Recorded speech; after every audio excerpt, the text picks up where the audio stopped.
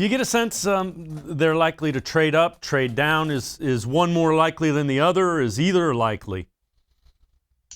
Trading down with this front office will always be the most likely outcome. I think they have planted some seeds that they're in a go for it type of situation. So if J.C. Horn reaches pick 18 or 19, I'm sure that they're going to have an internal discussion on trading up for that player at a great position of need for a player that probably shouldn't fall that far.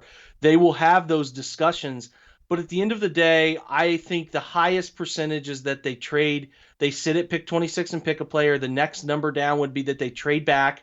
And, the lowest percentage in terms of what we would expect them to do would be to trade up. So it's not ever off the board. I just don't think that there's a situation where they do that unless, like I said, somebody like J.C. Horn or Patrick Surtain falls at a position that they really covet, that type of thing. Because there's not really an edge guy that is air quotes elite in this class enough that if he falls and listen, there aren't enough elite ones for any of them to fall very far.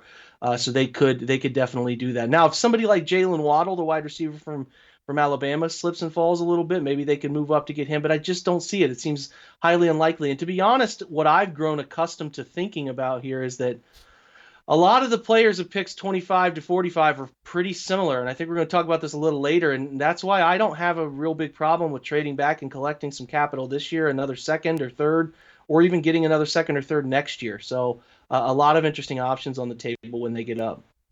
Does the fact that they have 9 picks this year, does that, you think, preclude them potentially? And a roster that's pretty good by all accounts. It's a pretty solid roster that they have, and they have 9 picks.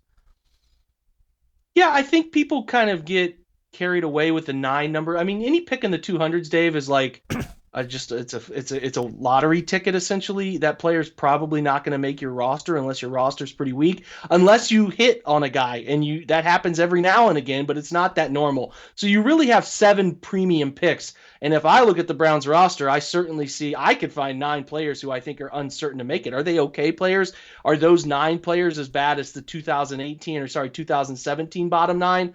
Absolutely not. But they are 9 guys that I could see like, okay, they could improve upon this player if they find a better option out there. So I view it more as 7 premium picks with a couple late lotto tickets, and even pick 169 as, you're the 169th most coveted player in a single draft. You know what I mean? So like it gets a little challenging there, but that's still a pretty good pick that you could find a player at.